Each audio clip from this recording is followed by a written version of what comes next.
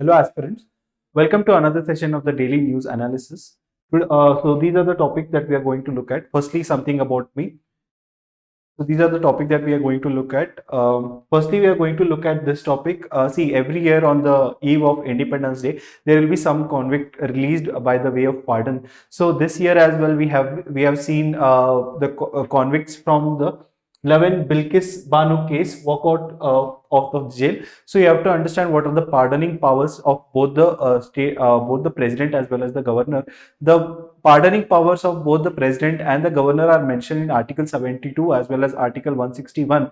There is a difference between the pardoning powers here. That is, the president can pardon court martial as well as only he or she has the power here to pardon when it comes to death penalties, but a governor does not have a power over this. As well as the president and the governor, they both cannot exercise the power of pardon independently or on suo motu. They have to exercise this based on the recommendations as well as the recommendations of both the central government as well as the state governments here. So when we look at the news here is that these 11 convicts were released based on what? Based on remission here. Okay, so there are different types of pardoning power that are given to a president as well as the governor under Article 72 as well as Article 161. We'll look at each one of them. Firstly, when it comes to pardon means completely free. Completely free means completely free. Okay, completely free means that if a person is given pardon, okay, if he's granted pardon, he is free from both the punishment as well as conviction. Okay, that is your pardoning. Second comes commutation. Commutation means tougher punishment into lighter one. Okay, tougher punishment into lighter one, but the duration remains the same. Duration is same. Duration of the punishment is the same. Next is remission. Remission is reducing the period without changing the character. Here the punishment remains the same, but the period, that is the duration, is brought down here. That is your remission. Next is respite. Respite is lesser sentence is place of the original one. So if the courts find out then the punishment is harsh according to the crime committed, then they can give respite here. Respite is lesser punishment. Okay, lesser punishment. Here the duration and the punishment both are decreased. Okay, duration and punishment both are decreased. Then is reprieve. Reprieve is stay on execution of the death penalty. That is, if the person is given, if a person is under death trial here, and if he has submitted for mercy petition to the president or to the or if the case is being studied again by the Supreme Court here, then he can be given reprieve under pardoning power here. That is, there will be stay on execution of the punishment here. Okay, so these are some of the different types of the pardoning power that are available under Article 72 as well as Article 161. Moving ahead, we are going to do only one editorial today. That is the editorial regarding the fragility of the Northeast integration. See, over the years we have been having this question about the different culture practices as well as ethnicity, linguistics, and as well as some of the practices here that are different from the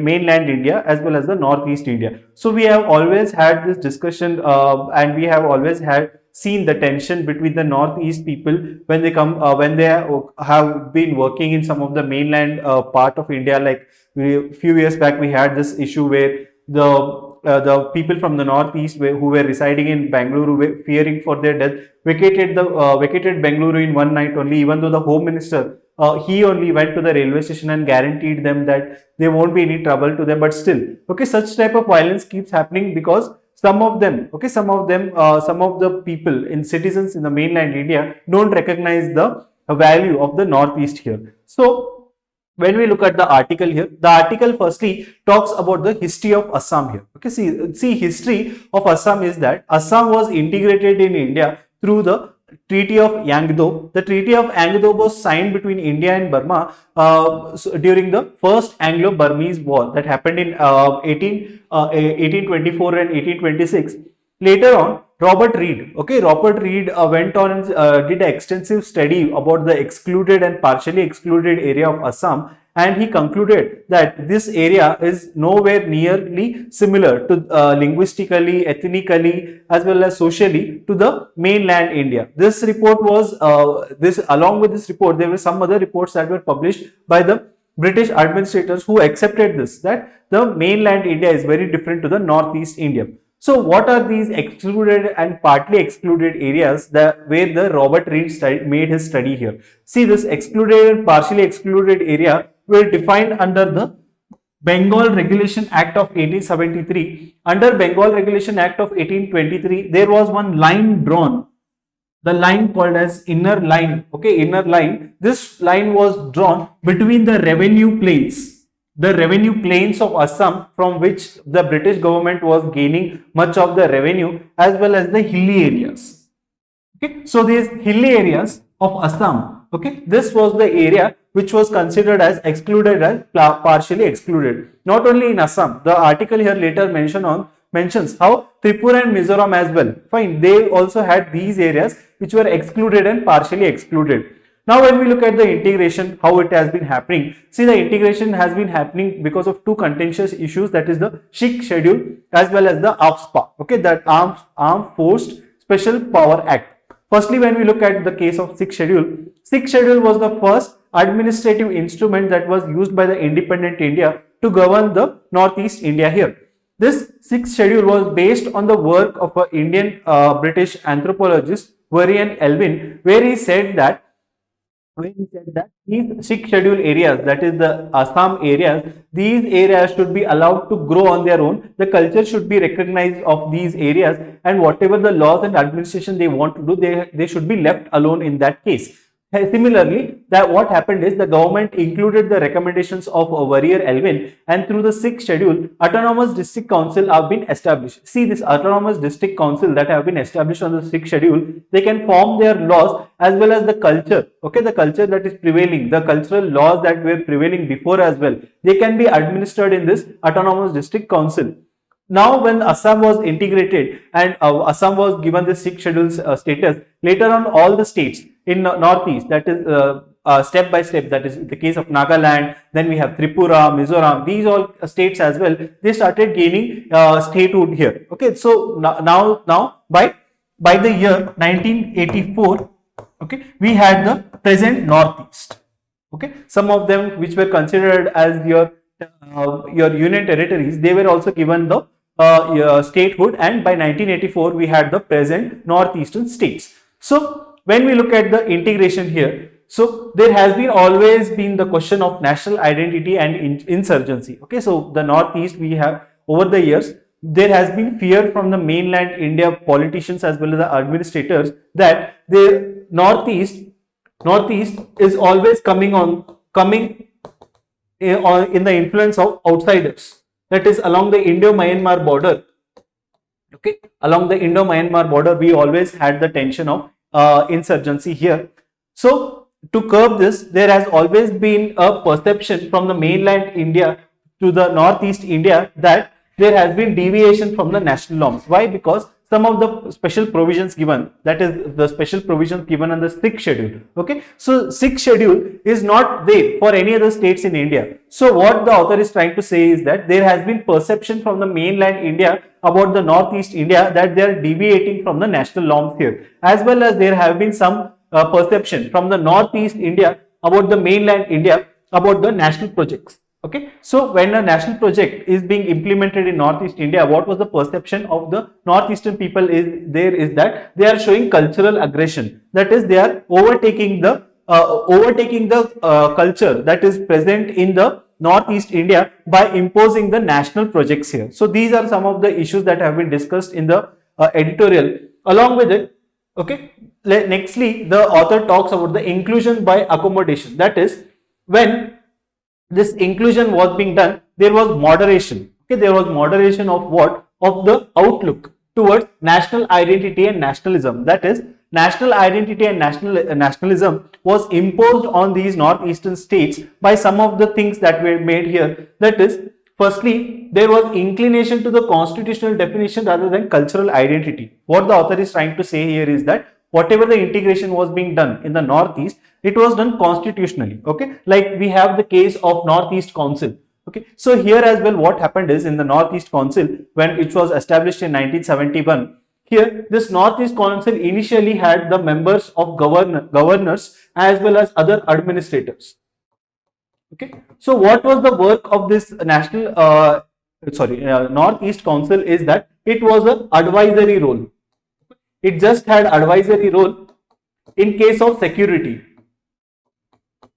In case of security, as well as it was eyes and ears of the central government. Okay, so this was the role. But what happened overall is that this act was amended. The Northeast Council Act was amended in 2002, and here the membership of this Northeast Council was expanded and included the both your chief ministers as well as other ministers here. So what happened is the security issue, it took the backstage and infrastructure issues became primacy. So here when we look at what the author tried to say is that there was more inclination about the constitutional identity than the cultural identity that these northeastern states had. Fine. So there is also the case of Department of Northeast Region, where now we have a separate Ministry of Northeast Region. We also have this Look East policy, where the Northeast states are trying to integrate with the South Asian countries.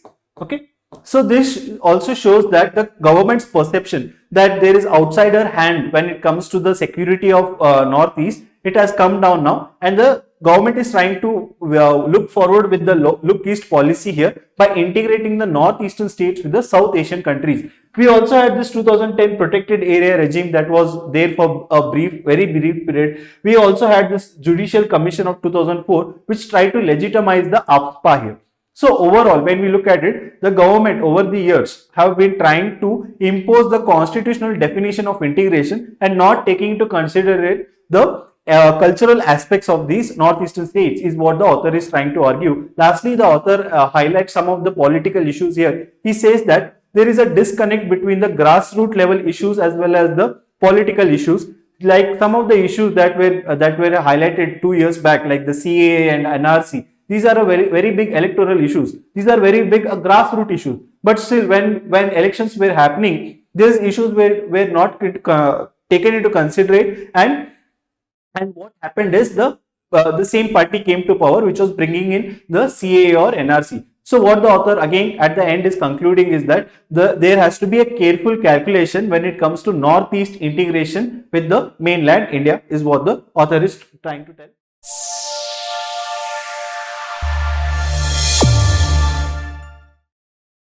Next, we are studying about this explained section that has come in today's newspaper. It is talking about this controversial visit of the Chinese vessel to Hambantota. Firstly, you have to understand what is this Chinese ship. See, this Chinese ship Yuan Wang 5. Okay, Yuan Wang 5. It is going to visit the port of Hambantota, that is in Sri Lanka. Okay, so what has been the issue here is that India is claiming that this warship that is visiting, it is the spy ship. Okay, it is a Chinese spy ship, whereas the Chinese have been arguing that it is not a spy ship, but it is a scientific research ship which will conduct satellite control and research tracking in the northwestern part of Indian Ocean region. See, if a warship is near the shores of India, it will naturally be a cause of concern for us. But the Chinese have been claiming that it is not a warship or a spy ship. It is going to conduct scientific research here. So how have different countries reacted? See, India recently, when there was an ASEAN summit going on the sidelines with the Sri Lankan counterpart, the external affairs minister has highlighted this issue with the Sri Lankan counterpart, and he has asked the details about this issue, and he has also raised a protest against this visit of this Yuan Wang 5. Also US has been opposing the visit. So both the countries have been opposing this issue, and Sri Lanka has been caught in a crossfire here. Sri Lanka on one hand has to manage its BRISL, that is Belt and Road Initiative Sri Lanka, with China, as well as it has to look after the concerns and the issues raised by India and US, because see, Sri Lanka is very fragile now, its economy is very fragile, and when it goes to IMF to ask funds, then it has to have the support of some of the largest economies like India and US. So these are the issues that have been highlighted in this article. But what did China say here? See, China has said two things, that is, Firstly, Sri Lanka is a transportation hub. Transportation hub means, see, Sri Lanka is in the main center of your Indian Ocean here. So whenever a ship, it has to pass, it has to go travel for a longer period or longer duration, then it stays in Sri Lanka for refueling. Okay, so that is why Sri Lanka is called as a transportation hub. So China has highlighted this and said that since Sri Lanka is a transportation hub, and over the years many foreign warships have been visiting Sri Lanka, so there has to be no opposition regarding to this. Also, there is one more issue highlighted by the Chinese government here. They say that Sri Lanka is a sovereign nation. Okay, Sri Lanka is a sovereign nation. So Sri Lanka should be allowed to have its own decision, should be allowed to make its own decision as to which country's warship should be allowed to visit or not. Okay, so these are the statements made by the Chinese government here. But what is the Sri Lanka stand? What did Sri Lanka say? See, Sri Lanka firstly asked both the Indian and the US governments to give credible evidence that this ship should not be visiting the shores of Hambantota. Both the governments have not submitted any proof or any valid arguments as to stop this Chinese vessel visit. As well as Sri Lanka last week had said that the visit of this ship has been postponed, but the duration will be the same. That is, now the ship will be visiting your Sri Lanka on 16th of August till 22nd of August. One more important point is INS Taimur. Okay, see this INS Taimur from Pakistan, it is a warship and it conducted your naval war exercise with Sri Lanka on 15th August. Okay, so these are the 2 points. INS Taimur you have to remember. Also you have to remember Huang Wai here. What is the issue here? Fine. Moving on. See, this is another important issue here. Recently, a parliamentary committee, okay, has submitted a report to the parliament here, highlighting the issue when it comes to adoption. It has highlighted some of the important issue, like, see, there are only 2,430 children that are available for adoption, whereas the total parents who are prospective parents or who are looking for adoption, there are around 27,000 plus of parents. Okay, so these are some of the issues highlighted by the panel here. It also has suggested that monthly meeting has to be done between the DM, and it has to ensure that wherever there are children who are found begging and all, they have to be brought to the child welfare committee and made available for adoption. Okay, so these are some of the issues highlighted. Also here one of the member has said that in order to link the children to nurturing families, there is a need to shift from just custodial rights to the basic rights. Okay, so we have to move from just making available of food and shelter and focus more on their other rights, fundamental rights as well, is what one of the member has highlighted here.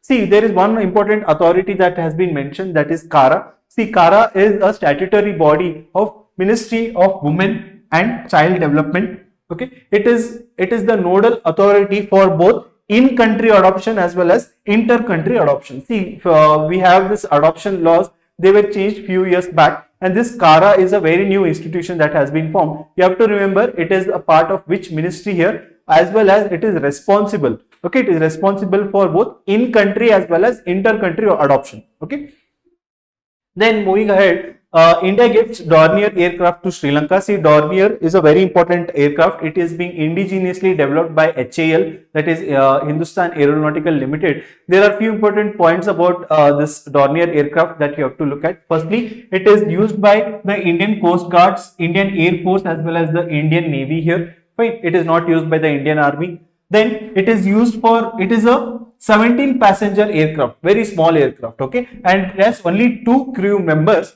and these can be used for transportation of troops, okay, aerial survey, remote sensing applications. These are some of the things. So this Dornier aircraft was requested by the Sri Lanka in 2018. The delivery has started right now. Okay, so these are some of the issues.